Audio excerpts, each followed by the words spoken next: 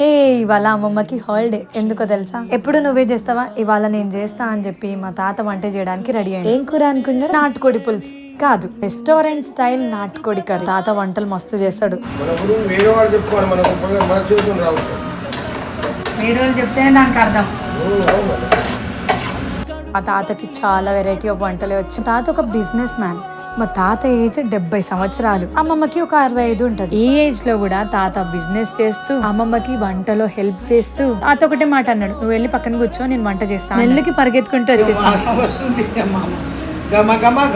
మా తాతకి నేను చేసే చపాతీలు అంటే చాలా ఇష్టం. నన్ను చూసిందంటే చపాతీ చెయ్యి అంటాడు. కర్రీ అయితే అయిపోయింది, చపాతీ కర్రీ ఎట్లుంది నువ్వు తిని చెప్పాల్సిందే అని తాత పట్టుబట్టిండు. ఈ ఏజ్ లో వాళ్ళకి మనం చూసుకోవాలి, కానీ తాతని నాకు వండి పెట్టిండంటే ఏ మనవరాలకి ఇంత అదృష్టం ఉంటది చెప్పండి. అమ్మమ్మ నాన్నమ్మలు వంట చేసి పెడతారు, కానీ తాతలు వంట చేస్తే అబ్బా, ఆ ఫీలింగే వేరు అసలు.